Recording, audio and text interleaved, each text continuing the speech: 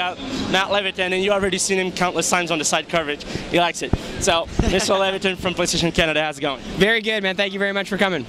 You guys had a lot to show this year. E3, PlayStation Move, a bunch of new games, and right in the middle of momentum. You guys still, remember last year we talked about momentum? You guys picked it up, and you're running with it, and you're still running with it. So, how was E3 for you guys so far?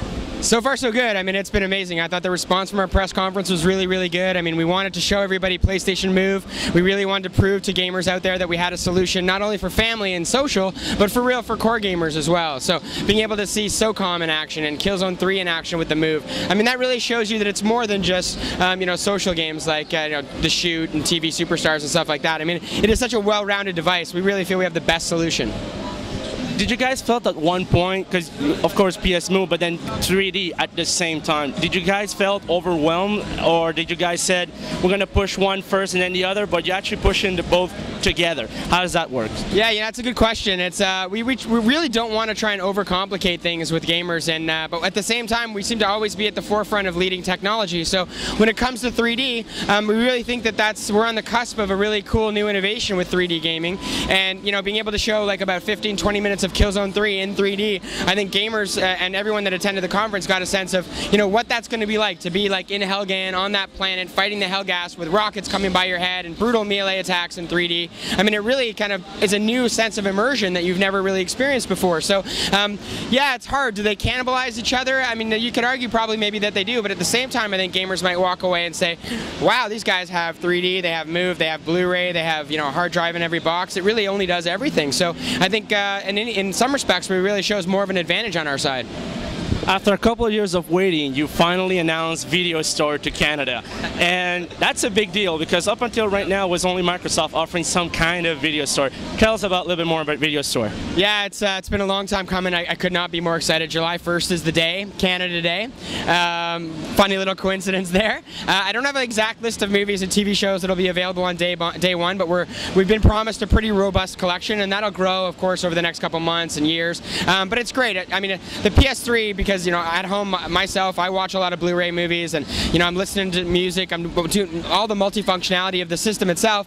This really adds another element that was missing, which is, you know, now I could be sitting on my couch, I want to watch a movie, if I want to buy it, if I want to rent it, if I want it in standard def or HD, all those options are available to me on the comfort of my own couch. And you know, we had to work around content, we had to work around bilingualizing the site, but all that's behind us now, and we're going to launch July 1st, so we're psyched.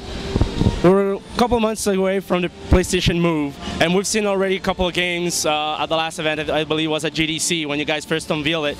How's the reception on the floor for PlayStation Move? It's been great. It really has. I mean, as I kind of was talking to you before, I think we really have a great technological solution for motion control. I mean, we have the camera. We certainly know from our years making iToy games on PS2 that camera is an integral part of the functionality, but it can't do it on its own. I mean, without having an analog stick, you really can't control your character on screen. You know, without having buttons, it's hard to do a variety of other actions that you need to do. So we really feel we have both. We have the camera, but we also have the Move device and the navigational controller. And I have a 4.5-year-old little girl, and she's really excited about iPad. But at the same time, like, I can't wait to play SOCOM. So I think our software really runs the gamut of, like, you know, great family stuff, really young skewing games, and then like things that are perfect for our current install base, which is that male 18 to 34. So you get a little bit of everything with Move, and I think that the response has been fantastic. So we have a firm release date for Gran Turismo, finally, but you guys stole the show with Twisted Metal.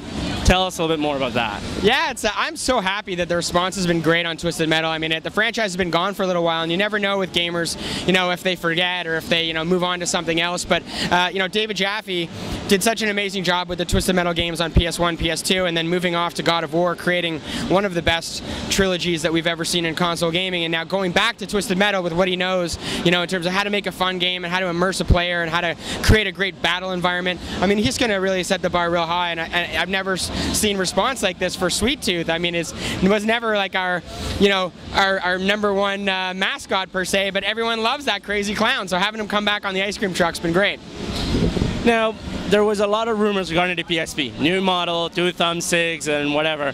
You guys didn't have any announcements regarding the PSP, so I guess that you're still comfortable with the marketing position of the PSP right now? Yeah, we are. I mean, we really wanted to make a commitment to new software that was coming out for PSP this year. So, God of War: Ghost of Sparta's won a couple of awards at this year's E3 as best handheld game.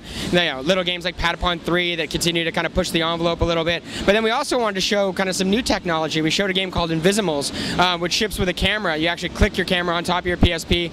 You can walk around your house or your environment, take pictures of things, and then through like an augmented reality game, be able to battle the animals that you find depending on what you took a picture of. So games like that really show that we're looking to kind of widen the demographic of the current PSP 3000 and PSP Go. And then, will there be future announcements down the road? More than likely, but nothing we wanted to announce this year. Is that why you guys brought kind of like a Kevin Butler 2.0 with Marcus? Yeah, it's we wanted to leverage that great message that we had with It Only Does Everything in Kevin Butler, but without kind of tainting the Kevin Butler image. I mean, he's already, and I shouldn't say tainting, but he's already our spokesperson for PS3, and we didn't want him to be kind of the PlayStation platform spokesperson. And we looked at PSP, and what we really found is it's younger, it's a little edgier, and it really plays well to Marcus's sensibilities. He's a little bit more of a smartass, so I think it'll work out great having those two guys kind of battling head to head. So what do you have in store for us in the future? What's the future for you guys now that you definitely have even more bigger, stronger momentum than last year? Yeah, I mean, that price drop last year really set us moving in the right direction. I mean, we had great success in Canada and really globally last year. That $299 price point was great. So with that, we just want to kind of keep the momentum of the software coming. Like you said, GT5, November 2nd. I mean, it's finally here, and it looks amazing. It's 950 cars, it's 40 tracks, it's 16-player online racing, car damage. It's an incredible racing game. Little Big Planet 2, which we're really excited about. The Move launch on September 19th. I mean, I feel we're really, we're making those stepping stones to really rounding out the PS3 to do even more than it currently already does and provide even more impactful game experience than you're currently already playing. So we could not be more excited about where we're at right now.